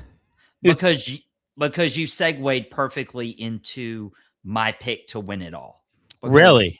Or not, maybe not even like the entire NBA Finals, because I still feel like the West is stronger, but I totally believe the Celtics are making it out of the East. Vucevic is really good. That move told me they're in win now mode. And you don't make that move if you don't believe that you have a chance. And Jaylen Brown showing that he is more than just a Robin. He could be Batman, and nobody's giving him credit of being Batman. But now that the team is on his shoulders, he's proven very well. Right. And you mentioned the Knicks, making a move and not making a flashy move. And of course, didn't get Giannis, joined the club. I don't know if you would have wanted them trading all that depth or picks for Giannis. But, I mean, I will say this. If the Knicks had caught whiff of Jaren Jackson being available, I would have included Karl Anthony Towns in a deal in a heartbeat. I would give up Cat. I would give up 2 firsts. And if you're looking at the rest of this team, I don't even know if I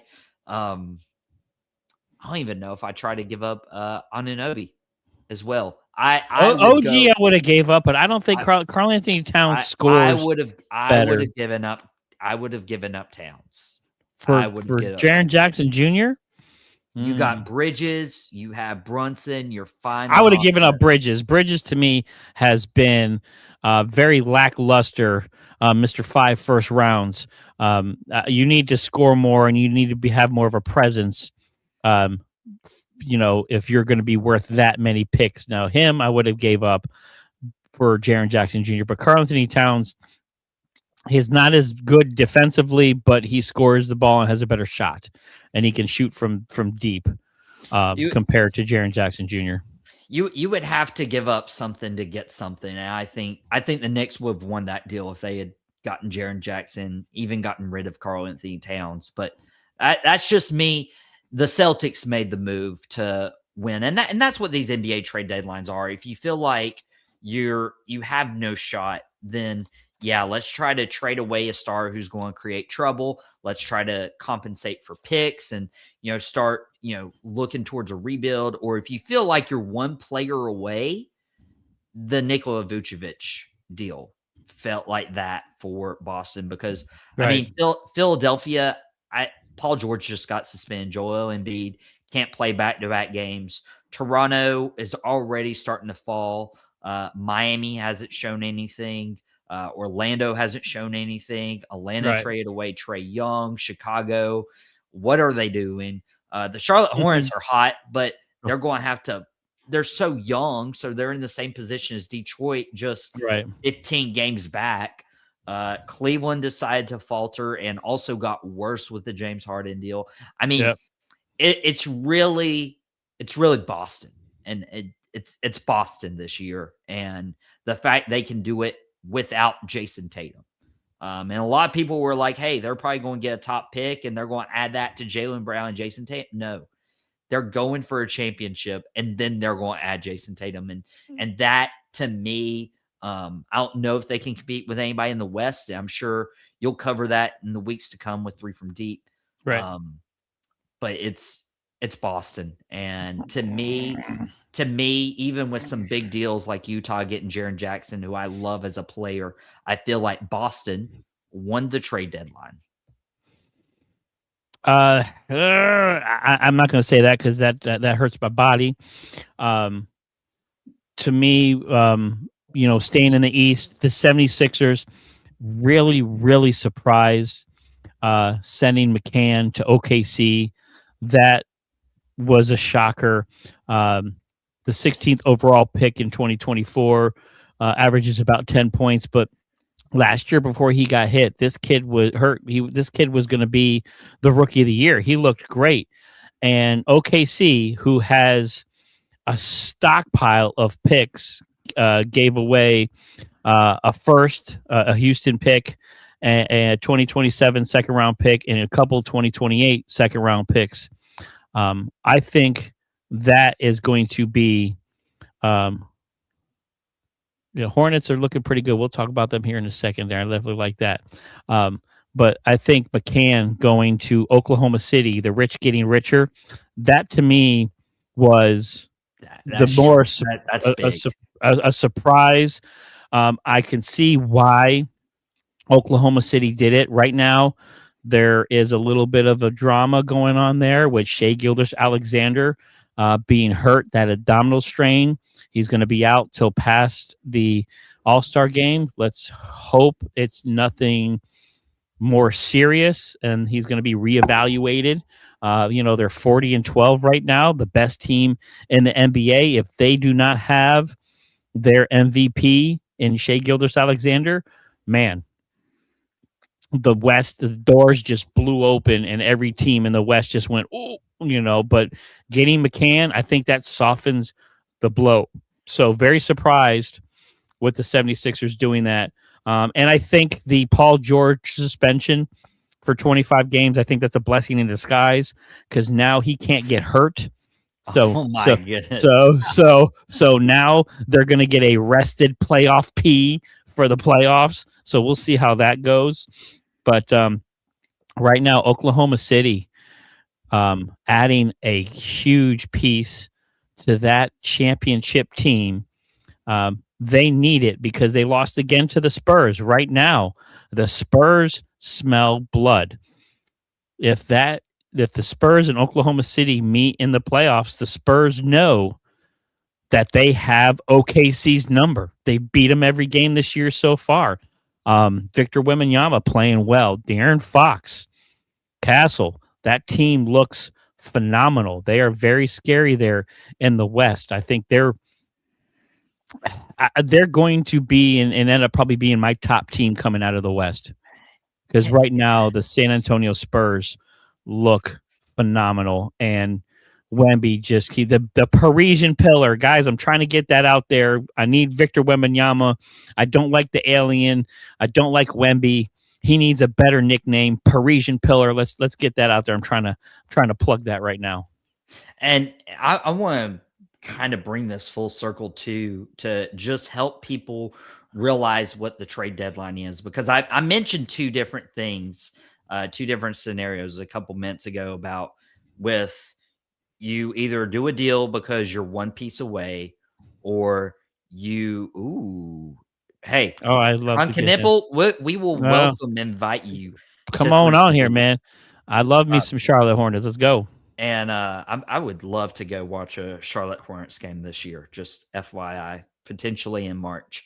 March is busy though, so we need to book it for sure. Or you're getting rid of players to build. But if you look back at last year's trade deadline 1 year ago, and we're talking about the Lakers, maybe winning that deal, steal, Mavs definitely losing it. But if you want to look at the San Antonio Spurs, who went after De'Aaron Fox at last year's deadline, yes, book it. I'll be there, Dad. Book it. I would love that. I would love that game. Cooper Flag, Con and Cooper. They bosom buddies. They lit it up in Dallas the bosom buddies going against each other. That'd be a great game. That would be huge. I don't know if I'd probably wear a Duke shirt. I'd wear a Duke shirt or my Miami Heat jersey. I haven't decided yet. Or I also have a Zion Williamson jersey. I have a Williamson Pelicans jersey, but I have a live Duke shirt, so I'd probably just wear that. But they probably won the trade deadline. If you look back at last year and what De'Aaron Fox has meant for this team, has been just huge, because now you've quickly elevated, and the Spurs weren't in contention last year. They were bottom, very similar to the Utah Jazz, and they made a move, and people were like, whoa, but why?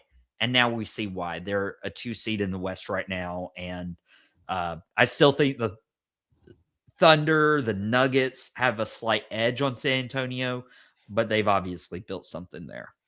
They got something wonderful going there, and it makes me excited as an NBA fan to watch these kind of teams bubble up here. But yeah, let's get into Charlotte. Let's talk about that team, that trade that got you guys Coby White and Mike Conley coming over to the Hornets for Colin Sexton, Ousmane Dieng, and 3 second-round picks.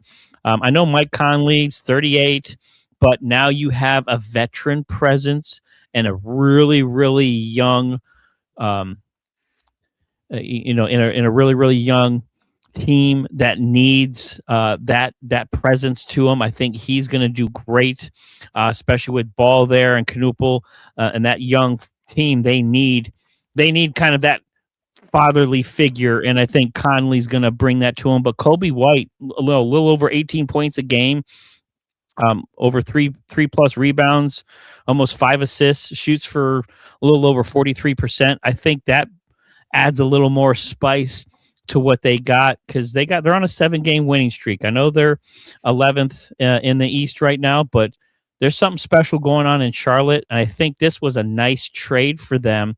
They added a veteran presence for that locker room that's going to help these young players, and Coby White, I think, is really going to help this team. So really impressed what Charlotte's doing down there. And Knoopel, he is the real deal, man. If Cooper Flagg wasn't in the mix this year, he would be Knoopel. I know, because I'm not a Carolinian, so I haven't watched enough of him. But this team has got something special going on, and it's nice to see Charlotte with this cool young team making a lot of moves. If Ball can stay healthy, they may be able to get and start moving up the ladder, and they have a shot at maybe making the play-ins if some of these other teams start falling back in the East. I'm glad you bring that up, because obviously I'm from North Carolina and keep a pulse on the North Carolina sports, even though all my teams are outside North Carolina in terms of professional sports. But the Charlotte Hornets are hot. They've won 7 of their previous games, 8 of their last 10. 10. Yep. And they have done so incredible. But it's the electricity with this team. We went from the Charlotte Hornets, and I was kind of on this bandwagon about, hey, the Hornets could really look into trading LaMelo, especially when I saw Knoopel starting off hot. But now that they've put LaMelo coming off the bench, and he's actually playing like a team player, right, and it's really energized this team, and now they're like, hey, let's go make a deal for Coby White. For me, I started to think of that as, are they really about to move off LaMelo? But to go get Coby White, to keep LaMelo, to have Mike Conley again as that veteran if Mike Conley doesn't get bought out. The Hornets, while they do lack depth at big man, they are just creating excitement right now, and it's working.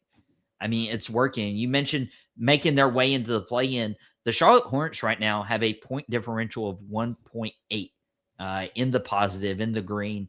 The 3 teams above them, the Bulls, the Hawks, and the Magic, are all in the negative point differential. What does that mean? That's for the whole season, by the way. And the Charlotte Hornets are hotter than ever. They just blew out the Jazz by 55 points a couple weeks ago. Right. This is a team who is getting hot right at the All-Star break. And if they can continue that momentum, there's no reason that they can't be a play-in team. The Hawks will probably fall out after the trades they've made. The Bulls will definitely fall out after the trades they've made. Miami will stay in that play-in realm. Toronto might even dip a little into the play-in realm. Right. But if the Charlotte Hornets get into the play-in and win a couple games, they're potentially matched up against the Detroit Pistons. And I know the Pistons are hot, but that's even because the Hornets and Pistons are both young, no playoff experience. The Pistons likely win that playoff series, but all you have to do if you're Charlotte is get in the playoffs, win the play-in, get in, play your 1 or 2 seed, maybe steal a game, maybe just steal one game, Right. and you're convincing people, hey, we're picking things up. Right. So, yeah, LaMelo and Concanipple are potentially bringing this team to the playoffs this year, and there is excitement in the Carolinas. And they're playing well, and it is. I love that the Hornets are. I mean, it's shades of Lonzo Mourning and Muggsy Bogues and Larry Johnson. Bring it back. I mean, they're only about 4 games back from the Heat at 7, so it's not out of the realm of possibilities for that team to really make some noise and again bring some excitement back to Charlotte. I love seeing that. So well, let's go from the east side to the west side. We're gonna talk about the Los Angeles Lakers because I kind of have to, because it's the Lakers, and they at least made a move, going to get Luke Kennard, 50% 3-point shooter, which definitely helps them. All they had to give up was Gabe Vincent and a 2032 second round pick. I mean, their picks. We're going to see 2050 picks here pretty soon. But this was a nice ad for the Lakers. You're getting a nice little 3-point shooter, but to me, not even close to being enough to compete in the West. I mean, the Lakers, they needed a more of a presence. I mean, they're 6th in the West right now. They're 30-19, but Luka can only do so much. LeBron, 41 years old, he's only going to be able to do so much. Connect, which I'm surprised didn't get traded, because I know he wanted kind of out. You heard a little grumbling there. You had some grumblings going on with the shots at LeBron James. I'm surprised maybe Bronny wasn't on the trade block. I mean, I'm really surprised the Lakers didn't make some bigger splashes, especially after they saw some of these other teams jumping into the pool. I would have thought the Lakers were like, hey, we're going to do it too. We need to make a big move. I mean, look at who's above us right now with the OKC, with the Nuggets, with the Rockets, with the Timberwolves. You got the Suns creeping up on you. You had to do something big, and to only go out and get Luke Kennard, I think that spelled doom for this Los Angeles Lakers team this year. I want to put some respect on Luke Kennard's name. Oh, because that Dookie. No, Isn't he from Duke? Luke Kennard is a good pickup. And this is coming from a guy who watched Gabe Vincent for Miami just be tremendous out of nowhere.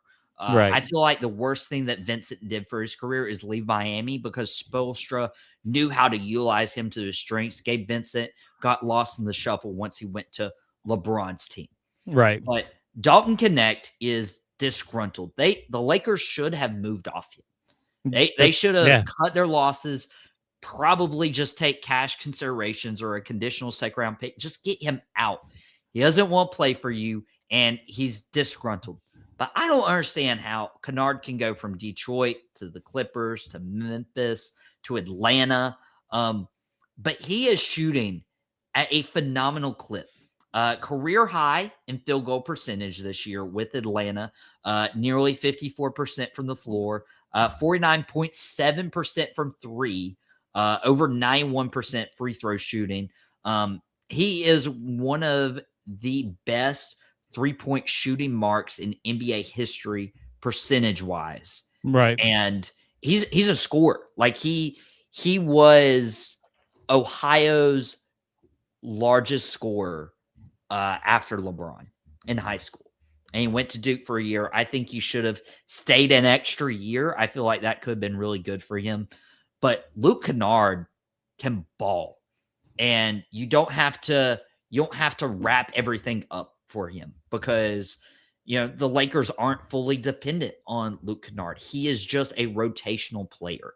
And I really want to hammer in on this point, because if you look at the Lakers, they have LeBron. Obviously, he's older. He's not producing as much as he used to. And he's mid that. Like, he's not in his prime anymore. You have Luka Doncic, who can drop 50 whenever he wants to. It's just a matter of when he wants to. Austin Reeves is balling like nobody's business. Marcus Smart is feisty as a guard. DeAndre Ayton, Jackson Hayes. These are two lottery picks who are doing okay for the Lakers. They're not like super great. They're hovering right above the play-in tournament, but they could easily go up to number 3 or 4 in the Western Conference, just like that. But we've seen LeBron teams thrive the most when he has shooters. LeBron's teams are more valuable when he has shooters. Don't believe me? Miami, you had Mike Miller, you had Shane Battier, you had Ray Allen, you had Rashard Lewis. Cleveland, once he got J.R. Smith, Iman Shumpert, you get these guys around you, and it's all about LeBron taking it into the paint and then kicking out to open up a guy like Luke Kennard. When I mentioned those teams for Luke Kennard, like Atlanta, Memphis, the Clippers, the Pistons, he wasn't surrounded by anything. Right. And so for LeBron to get Luke Kennard, all Kennard needs is 15, 18 minutes a night, get hot from 3 one of those nights, and can really make or break a win or a loss for the Lakers when it's so close in the Western Conference. The only bad thing is they moved off Gabe Vincent instead of Dalton Connect. And I don't know why teams do not want Dalton Connect. Probably asking price is going to be too much. And I'm surprised the Lakers were in the Jaren Jackson Jr. kind of sweepstakes and really didn't go for him, because I think they needed more. Yes, I mean, that's great. They got a shooter, but they needed more of a big man presence. The West is a big man dominant division right now. They needed something a little bit more. I think they needed definitely some more help, more of a prolific scorer to kind of move with Luka. I don't know. I mean, it's a nice addition. It's nice to have a 3-point sniper, but I don't know if that's going to move the needles for the Los Angeles Lakers, because that West is going to be tough, and I don't think they have enough defensively to really start holding some of these other teams. So, but man, interesting day to say the least. And you know what, man? I appreciate you jumping on here with me, dude. I really do. It's always a lot of fun to be on here, hanging out with my man, Mr. Michael Davis. I'm going to let him scoot out of here so he can enjoy the rest of his evening.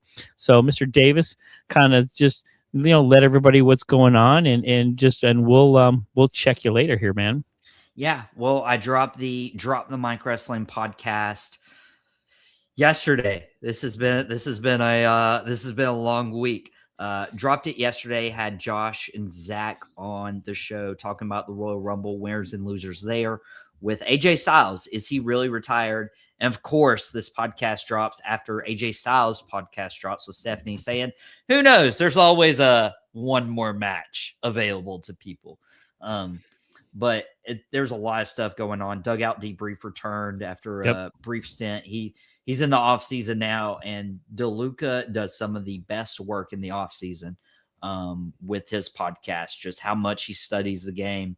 Those are just a couple of the highlights I wanted to say for the last couple of days. But more importantly, if you guys are following 3 from Deep 3 times a week, he's doing 4 times this week. So he has really elevated this. I was so glad. In previous years, this was out of pocket. This is one of my favorite live streams we do each year for the NBA trade deadline, and things have happened to where we have out of pocket in the morning. You have quick hits as well tomorrow on Friday. That 1-2 punch. But NBA trade deadline is one of my favorite live specials. And so when I thought about who could be the best host for it, I asked Jason, and he immediately jumped in for it. And dude, you did not disappoint with the graphics and all the stuff you've done behind the scenes, whether it's production wise, whether it's notes related, whether it's the energy you bring. It's infectious. Boom Broadcasting appreciates you. The whole team appreciates you. I appreciate you. Also, sappy moment. This guy 2 months ago to the day drove down for this guy's wedding and never met me in person before. And it was such a blessing. My eyes were somewhere else. No offense, but none taken. I understand. It meant the world to me, and it meant the world to also be a part of this live special and get to hang out with you tonight, Jason. And yeah, go Heat. Thanks for not mortgaging the farm for Giannis. Maybe we'll get him cheaper in the offseason, or maybe it's another one of those stars we don't go after. But Jason, I was hoping to talk about Giannis to Miami, but I didn't. It's okay. Yeah, we were all hoping to talk some kind of Giannis, but no, man. Hey, it's an honor. It's always awesome to hang out with you here. I love you, man. Thank you so much here talking b-ball. Thank you so much for having me on. And it is an honor to be a part of the Boom Broadcasting family. We have a lot of great guys on here that not only do great content, but are really good people. And I do appreciate that. So much love. We need some more love in the world. And Mr. Michael Davis, please go enjoy the rest of your evening. I will check you later. And I thank you very much. And we'll see what happens when my Knicks win the championship. So I appreciate you, buddy.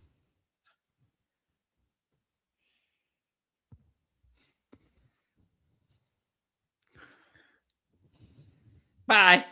Bye. All right, guys. That was Mr. Michael Davis, man. I appreciate him jumping on here with me. So, yeah, guys, let's just jump on and recap, of course. Thank you guys for joining me here on the Boom Broadcasting Network here on this live special here talking the NBA trade deadline. The trades before the deadline were a little more bigger.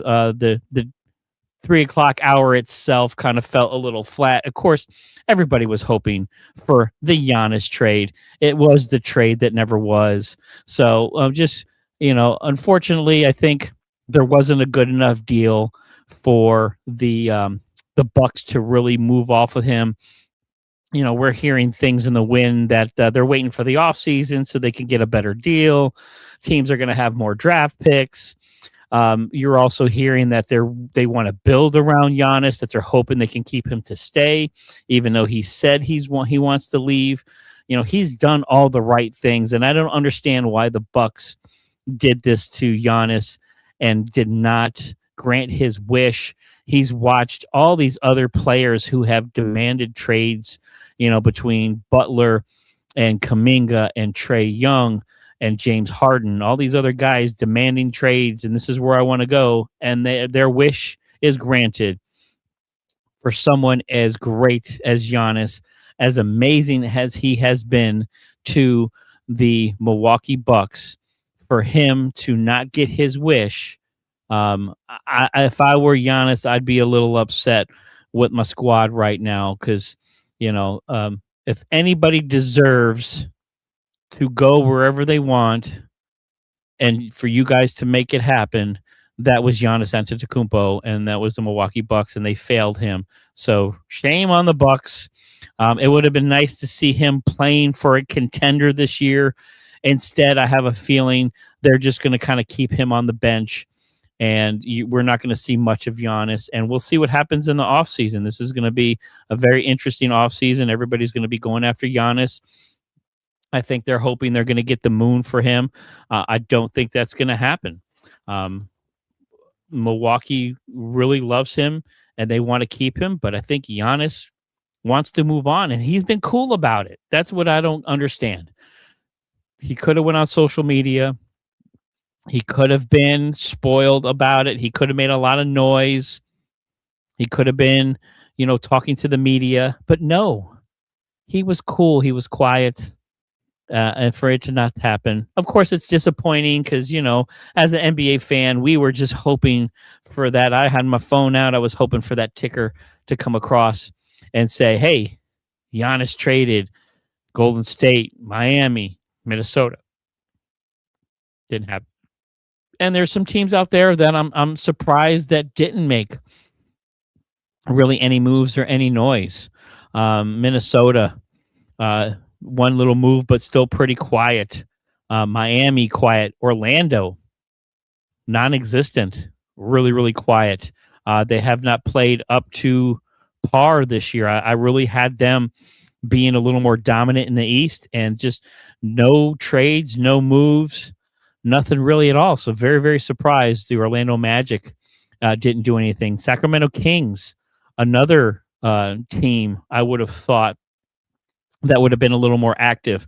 I know Domantas Sabonis, Zach LaVine, I know those guys and names were floating around out there, but for the Kings to be super quiet, very, very, very surprised. So a lot of trades that didn't go down that I think were more surprising. The other one that was super surprising was John Morant. After the Jaren Jackson Jr. trade to the Utah Jazz, your best player is just traded away. You get yourself a good young guard. Then all of a sudden, you're thinking, okay, Ja's gone. But no, Ja's still there. Nobody wants his contract. Nobody wants his headache. So, guys, a lot of great trades that did happen. This Washington Wizards team now with Anthony Davis and Trae Young, not really going to do much this year, but next year on paper, we'll see. I mean, does this pay off? Does the, they tried. Do the Wizards have a little magic left in them and hope they can get a healthy Anthony Davis and pair him with a healthy Trae Young and really bring something back to the Washington Wizards? So, guys, thank you very much for joining me here. It was an honor to have Mr. Davis on here on this live stream. Guys, you can check me out on the Boom Broadcasting Network 3 times a week, 3 from Deep here on the Boom Broadcasting Network here, the YouTube channel. A lot of great content providers. Again, go check Chris DeLuca out with the Dugout Debrief. He does a phenomenal job talking baseball, especially in the offseason. He is outstanding with it, especially with his research and his stats and what he brings to the table. He does a phenomenal job. My man, Podcast Smitty, talks just about every sport there's out there. Again, tomorrow, the Winter Olympics start. So I'd be curious to know, Mr. Smitty, are we going to be talking about some curling? Are we going to be talking about some downhill skiing? He does a great, great job talking all sports. Of course, we're here in Black History Month, too. He did a phenomenal show talking about the impact of Jackie Robinson and what he has made to the world, let alone just sports. So you guys got to go back and check out that episode. And you can do that on the Boom Broadcasting Network here on demand. It don't cost a thing. You can go back and watch any episode you want. So Sean with It Stinks, watching his streaming shows, he does a phenomenal job doing that. I had the honor of being on his show and talking about the finale of Stranger Things. So it was really, really cool. And then, of course, all the wrestling content with Michael Davis, Mouthing Off with Mike. Sean also does WOD. You got to check that show out. These guys do a phenomenal job covering everything that is wrestling. So Boom Broadcasting Network is where it's at. Guys, I thank you very much for joining me. Everybody that jumped in the comments today, I appreciate it. My man, Jose, love you, dude. I hope we can break some bread together again here. So, and Mac Davis, Mr. Davis, I love you, man. Thank you so much for coming on and putting yourself in the comments here. And everybody that made a comment, thank you so much. And everybody that jumped on, I appreciate you. Much love. Again, guys, the world needs love. Go out there and spread it. I thank you very much for spending some with me tonight. Thank you very much. And we are out. I will see you on Saturday for a fresh episode of Three from Deep. Got a few things I want to discuss about the NBA. So thank you very much. I'll check y'all later. Peace.